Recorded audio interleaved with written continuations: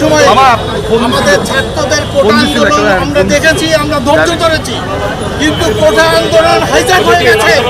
আজকে কোটা আন্দোলনের মধ্য দিয়ে ওই জামাত বিএনপিরা বর্তমান সরকারকে ফেলে দিয়ে তারা রাজাকারদের সরকার গঠন করার জন্য আমরা আমাদের মহানগরের সভাপতি সাধারণ সম্পাদক আমাদের নির্দেশ দিয়েছে, আমরা অলিতে গলিতে সকাল সন্ধ্যা দুপুর আমরা রাজপথে অবস্থান করছি।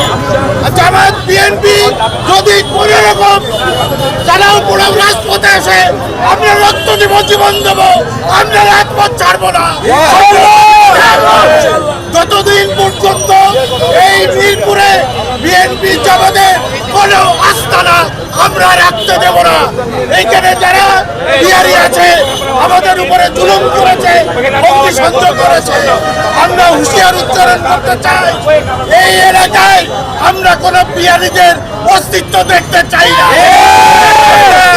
আজকে মুক্তিযুদ্ধের সপেক্ষে শক্তি আমরা একসাথে আছি, আমাদের নেতারা সব এক হয়েছে, আমরা রাজপথে জনগণ বিহারি দ্বারা আমরা অবস্থান নিচ্ছি।